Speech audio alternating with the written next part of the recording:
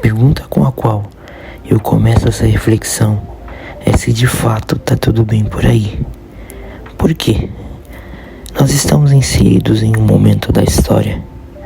cujo seu zeitgeist ou seu espírito da época passam por uma ideação profunda e uma paranoia da performance. Parece que é um crime você se entregar ao ócio e a uma contemplação da vida sem um viés de performance. Nós estamos nos comparando através de redes, principalmente o Instagram, a pessoas que projetam uma ideação de perfeição baseados numa rotina cujo o caráter ansiolítico se torna um meio de autopromoção.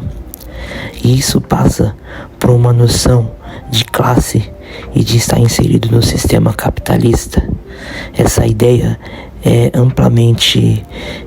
explorada no livro do Mark Fisher, Realismo Capitalista, cuja a fala nos dá uma noção do tamanho do buraco em que estamos inseridos.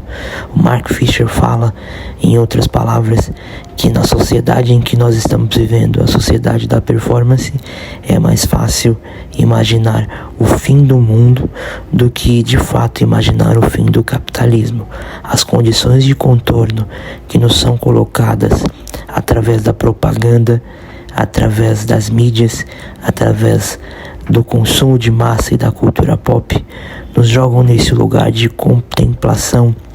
de um único sistema possível a priori, o que nem de longe é verdade, dada a natureza transformadora e revolucionária da história e da luta de classes. Os vieses que nos são apresentados são uma forma de moldar o mundo segundo os interesses de alguns, para que nós nos conformemos a um realismo que passa por uma aceitação daquilo que parece ser intransponível,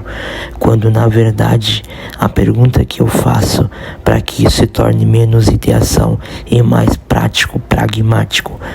o que isso tem feito de bom para você em termos de saúde física, emocional e até mesmo de desempenho no que diz respeito não a entregar mais relatórios no Excel do seu trabalho, mas aquilo que você deseja construir ao longo de uma vida que passa por sonhos pessoais. E isso é melhor explorado ainda num livro bem pequeno e muito importante da nossa era, escrito pelo filósofo Byung-Chul Han, A Sociedade do Cansaço, ou A Sociedade do Burnout, que fala sobre essa paranoia da performance e do desempenho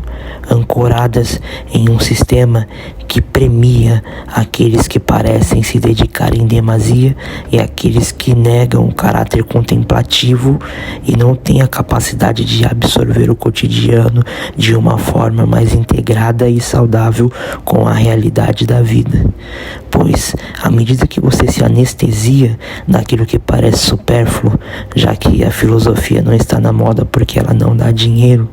nós nos entregamos a esse modo de pensar de máquina, a esse modo de pensar da inteligência artificial, sendo seres orgânicos e emocionais, que são conduzidos todos os dias a um modo de vida baseado em uma ideação de perfeição ancorada nos algoritmos. Algoritmos esses que estão tornando a vida algo que ela não pode ser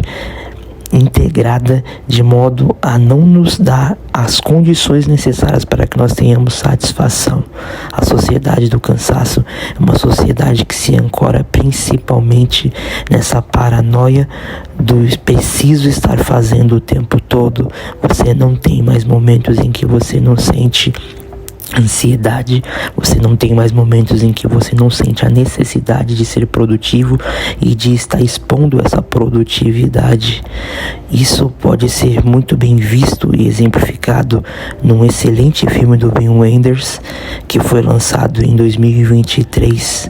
Nesse filme, um homem aparentemente simples, vivendo uma vida simples, nos mostra que é possível, como dizia o Martin Luther King, fazer grandeza mesmo ao limpar as ruas, ou nesse caso, limpar privadas. Esse homem vivendo uma vida cotidiana, simples e banal, cujo viés de repetição se torna algo intrínseco àquela ideação de rotina, nos mostra que quando nós escolhemos aquilo que nos conduz, até mesmo a rotina das mais fechadas, se ancorada na simplicidade, na leveza e na completude de se estar presente quando se está vivendo, nos torna pessoas satisfeitas. Um ideal um pouco utópico numa geração em que a satisfação não é vista como uma virtude e sim como um demérito, já que à medida que você galga novos degraus, você precisa sonhar com degraus ainda maiores, ou você estará destoando da filosofia do contemporâneo, numa ideia de super-homem totalmente distorcida que foge à ideia clássica do super-homem de Nietzsche, daquele homem que, ao se isolar do todo, foi descobrir a si mesmo para se desligar das amarras do rebanho. E assim falava Zaratustra. Uma ideia que se ancora na vontade de potência, naquilo que se faz valer, e não nessa ancoragem de um idealismo moral pautado em um super-homem que é a égide de um sistema. Na verdade, o super-homem é o antissistema, é o anti-rebanho, é a ovelha negra, aquele que se desprende das garras da sociedade que o prende e acaba subvertendo o sistema a partir da sua ação no mundo. E para que nós sejamos de fato alguém que possa se entregar a essa subversão, nós precisamos nos emaranhar de um conceito também nietzschiano que é bem explorado na Gaia Ciência, que é o conceito de aceitar as condições sem se imergir na negação ou no niilismo, já que existem condições de contorno que nos foram outorgadas, elas são factíveis, elas são reais e elas estão aí, mas não é necessário estar integrado a isso de modo a nos satisfazermos com essas condições, e esse é o conceito do amor fati de Nietzsche, e nos dá essa noção, não ideal da realidade, mas factível, e se nós abraçarmos essa noção, entendendo o poder da subversão ancorada na ideia do super-homem, nós podemos, ao abraçar aquilo que é de fato, entender as condições de contorno para que nós possamos mudar principalmente a nós mesmos diante da realidade que nos se impõe, pois a ideia de transportar o mundo nas costas à la Cronos pode parecer muito hercúlea e destrutiva, mas quando nós colocamos isso no âmbito do individual e da transformação voltada para nós mesmos, isso se torna algo mais factível, algo mais moldável, e nós temos sim a capacidade de transformar a nossa própria realidade no sentido individual, e ao nos integrarmos, voltando para aquele conceito de sociedade do cansaço, a essa dinâmica do todo, não nos imergir também no individualismo total, mas entender o nosso poder como sociedade de transformar a realidade social como um todo. E voltando ao final dessa reflexão, eu gostaria de falar um pouco sobre ação, prazer, ócio e performance, ancorada nessa transformação ideal